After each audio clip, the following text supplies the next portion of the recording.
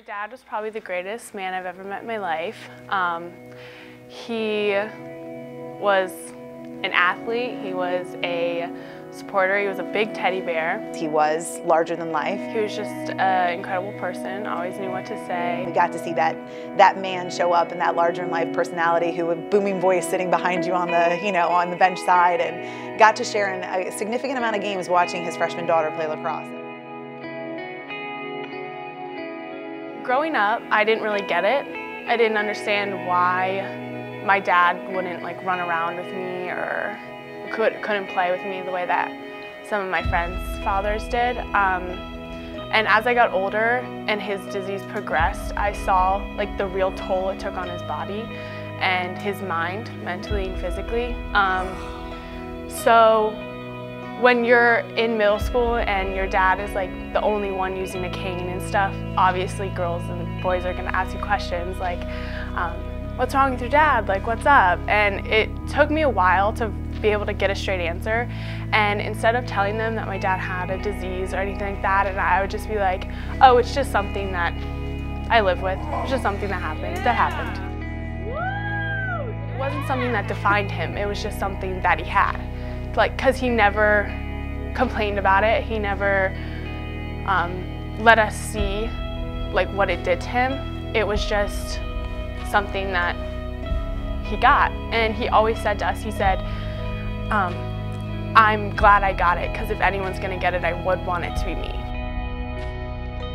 When you see someone that you love so much go through something like that, and you not be able to do anything for it, it makes you want to do anything you can for them without them knowing. So I would wake up in the morning, go into his room, be like, here, Dad, let me do this for you, or let me do that for you.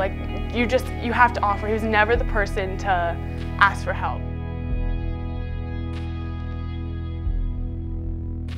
On that day, I was hanging out with my friends, and my mom called me, and she said to me, she said, Abby, your daddy died this morning.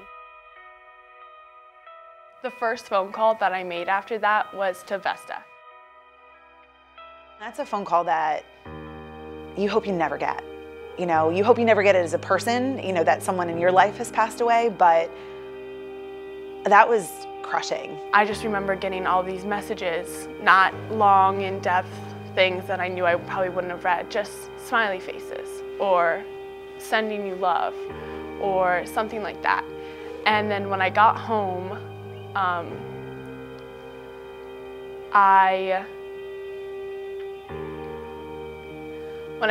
the only thing I wanted to do was be back at Grand Valley, because I couldn't do it without any of my friends here. I couldn't do it without any of them, because I went through everything with them. There's been so much that everyone on this team has gone through, and I think that this game speaks a lot for how much we care about each other.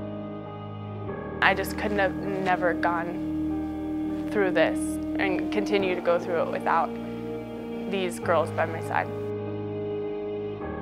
My grandma is the most amazing woman I know. Over the summer, actually the fall, she walked a half marathon with MS. She's 69 years old and did that, and she's just incredible. The fight that she has motivates me. The list just goes on and on, but the thing about grandma is that you never know. You know what I mean? You never know when she's having problems, because she just deals with it, and she just one foot in front of the other, and that's what's so inspirational about her.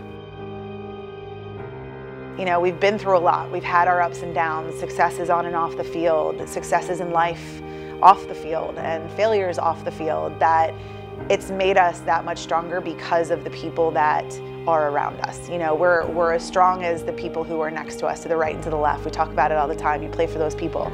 You play for the people who are in front of you, and you play for the people who are going to come after you. And that's really what a family is. To be able to, kind of serve an under-informed disease that is debilitating. I mean, it's something that impacts way more people. 2 to 3 million people in this country have it, and it's something that isn't really talked about, because you can go for long stretches without having any symptoms. You can be asymptomatic. It's an honor to be able to do this for our team. It's an honor to be able to be a part of this program and this family, and I think to be able to share that with them is huge. There are amazing people in this world, and I am so lucky to be surrounded by some of the best. So, I don't know.